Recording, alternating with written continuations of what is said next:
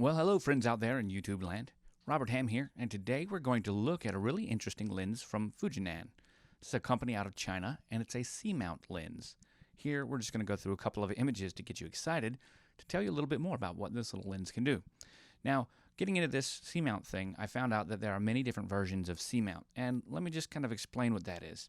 C-Mount is a type of lens commonly referred to or found on 16mm movie cameras.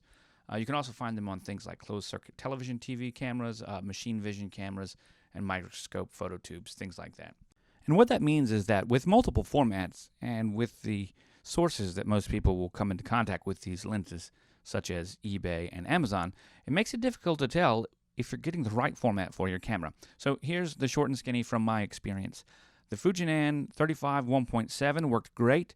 This is a 4/3 C-mount lens, and that means that when you use it on something like an APS-C sized camera, when you are in video mode, that 16:9 crop, you won't have any vignetting to deal with, which means you will see the full width of the image, which is really great. If you use it on something like a full frame camera, then you definitely will, and obviously it'll work on a micro four thirds camera system as well. If you get something that has a faster aperture, possibly 1.6, it's been my experience that those are actually made for 4/3 or 2/3 inch or 1 inch sensors, and they will vignette quite a bit. So look for the slightly slower apertures for your C-mount purchases, and I feel that you'll be in pretty good hands. Now mine came with a couple of extension tubes, which was great, a plastic front and back cap, which wasn't too awesome, but also the construction was really nice, so I was okay with that. It's got an interesting kind of bokeh, which we'll talk about a little bit later, and as you can see right here, there's lots and lots of blades that are in this thing, I think 12. Now here I'm going to show you how to put this with the adapter on a full frame camera. Here's my A7 II, and I'm also going to share with you just how interesting it looks. I kind of like that, but you're also going to see here how the image circle looks on a full frame camera. Recognize that this does not occur on an APS-C sized camera, but if you are using it on a full frame camera, you can very easily get around it just by using the clear image zoom and zooming in, and that'll work on a APS-C as well if you've got that capability and you got the wrong format lens. Once again, we talked about that a second ago. But you can always turn APS-C capture on. This will reduce your picture size to about 10 megabytes on the A7 II, but then you won't need to use any clear image zoom. So those are two different options for you to go for. Both of them are really great options.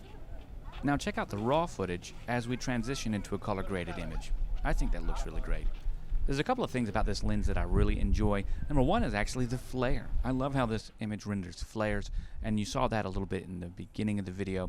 I also think that it's got some real quirkiness to how it renders the actual focal plane and the sharpness in the periphery. We'll talk a little more about that later, but those are some of the things that I like right off the bat. I think also that one of the things that makes it look nice is that these are natural looks that can be achieved with the lens rather than software. So if you're going for that kind of a look, you got it right here. And for 35 bucks, why not? So nobody takes them. Oh yeah, we gotta take everything in and they grab it. Now as the video plays, I'd like for you to just consider the areas that are naturally in focus and out of focus in this lens. And also consider that as you focus, there is some focus breathing. So although it's a 35mm lens, you can actually get some drift in the zoom, if you want to call it that, of the lens as you're focusing to infinity. So that's pretty cool there as well. And when we look, we actually see that the center of the lens has a very sharp area as it's coming into focus, but then the periphery of the lens really goes out of focus very quickly. Now this is a really interesting effect because it has the look of the film cameras from the 1980s and 70s, stuff like that, which I think is really great, and that happens organically in camera. You can see that very well right here. This is so dark right now, ISO 6400, and of course this is recorded in 4K downscaled, but it's just absolutely beautiful. And here you can kind of see the area that we're at and listen to the sounds. It's just a little bit of wind in the background right now, but absolutely beautiful. I think that this lens is doing a really great job, and some of the things that I like about it most are the fact that there's this slightly out of focus area on the periphery of the lens. I really enjoy it very well. Now, when we look at the detail that the lens is producing here, even with some neat video noise busting, we can still see some chroma noise in the consistently dark areas, and that's just because it is so absolutely dark right now. I think I actually plussed up from 6400 to 10,000 on the ISO for this video right here, and I think that it came out really great considering the conditions. And I don't know, let me know what you guys think down in the comments below.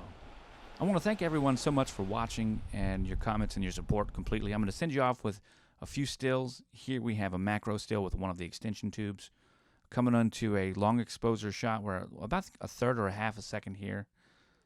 Beautiful shot. We're up at 1/50th of a second, ISO 3200.